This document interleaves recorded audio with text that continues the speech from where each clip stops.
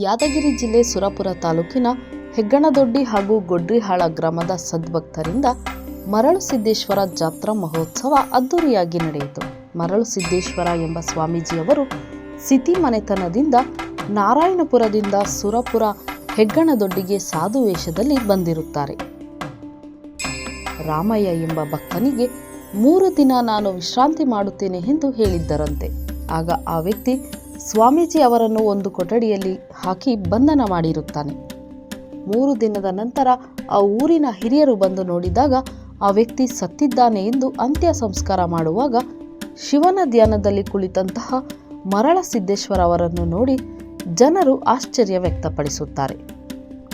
ನಾನು ಶಿವನ ಸ್ಮರಣೆಯಲ್ಲಿದ್ದೇನೆ ಎಂದು ಸ್ವಾಮೀಜಿ ಹೇಳಿದಾಗ ಊರಿನ ಜನರು ಹೀನಾಯವಾಗಿ ಮಾತಾಡಿ ಅವರಿಗೆ ಅಂತ್ಯ ಸಂಸ್ಕಾರ ಮಾಡುತ್ತಾರೆ.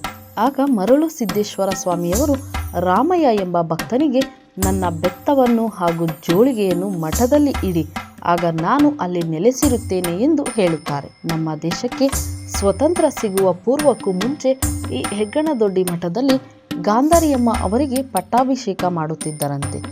ಈಗಲೂ ಅದೇ ಸಂಪ್ರದಾಯವೂ ಇದೆ. ಹೆಣ್ಣಿಗೆ ಪಟ್ಟಾಭಿಷೇಕ ಮಾಡುತ್ತಾ ಬಂದಿದ್ದಾರೆ. 1 ವರ್ಷದಲ್ಲಿ 2 ಬಾರಿ ಜಾತ್ರೆ ಮಾಡುತ್ತಾ ಬಂದಿದ್ದಾರೆ. ಅಮ್ಮನವರಿಗೆ ಶ್ರಾವಣ ಮಾಸದಲ್ಲಿ ಹಾಗೂ ಶಿವರಾತ್ರಿ ಸಮಯದಲ್ಲಿ ಮಹೋತ್ಸವವನ್ನು 2 ಸಾರಿ ಅದ್ದೂರಿಯಾಗಿ ಮಾಡುತ್ತಾರೆ. ಇಲ್ಲಿಯ ವಿಶೇಷತೆ ಏನೆಂದರೆ ಶಿವರಾತ್ರಿ ಮಹೋತ್ಸವ ಅಂಗವಾಗಿ 11 ದಿನ ಪುರಾಣ ಕಾರ್ಯಕ್ರಮ ಮುಕ್ತಾಯಗೊಂಡು 12ನೇ ದಿನ 100 ಜನರು ಒಂಟಿಗಾಲಿನಲ್ಲಿ ಶಿವನ ಧ್ಯಾನ ಮಾಡಿ 100 ಎಲೆಗಳನ್ನು ಕಚ್ಚಿ ಜನರಿಗೆ ಕೊಡುತ್ತಾರೆ. ಆ ಎಲೆಯನ್ನು ಎಲ್ಲರೂ ಪ್ರಸಾದವಾಗಿ ಸ್ವೀಕರಿಸಿದರೆ ಬರುವ ರೋಗಗಳು ಕಳೆಯುವುದು ಎಂದು ಊರಿನ ಜನರು ಭಾವಿಸುತ್ತಾರೆ.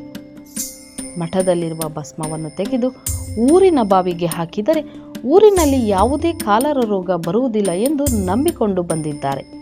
ಅದು ಹಾಗೆ ಸತ್ಯವೂ ಆಗಿದೆ. ಪೂಜೆಯ ನಂತರ 21 ಬಗೆಯ ಭಕ್ಷ್ಯ ಭೋಜನವನ್ನು ಮಾಡಿ ಮುತ್ತೈದೆಯರಿಗೆ ಪೂಜೆ ಮಾಡಿ ನಮಸ್ಕಾರ ಮಾಡಿ ಪ್ರಸಾದ ಹಂಚುತ್ತಾರೆ. ಈ ರೀತಿಯಾಗಿ ಹಿಂದಿನ ಕಾಲದಲ್ಲಿ ಮಾಡುವಂತಹ ಸಂಪ್ರದಾಯಗಳು ಇಂದಿಗೂ ಕೂಡ ಮಾಡುತ್ತಾ ಬರುತ್ತಿದ್ದಾರೆ. ಹೆಗ್ಗಣದೊಡ್ಡಿ ಗ್ರಾಮ ಹಾಗೂ ಗೊಡ್ರಿಹಾಳ ಗ್ರಾಮ ಯಾವುದೇ ಜಾತಿ ಭೇದ ಮಾಡದೆ ಎಲ್ಲ ಜಾತಿಯವರು ಸಮನಾಗಿ ಆಚರಿಸುತ್ತಿದ್ದಾರೆ.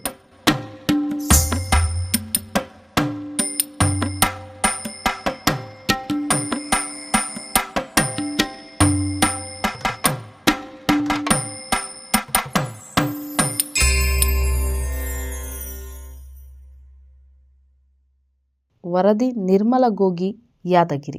ಮೆಂಡು ನ್ಯೂಸ್ ನೆಟ್ವರ್ಕ್, ಸತ್ಯದ ಕನ್ನಡಿ.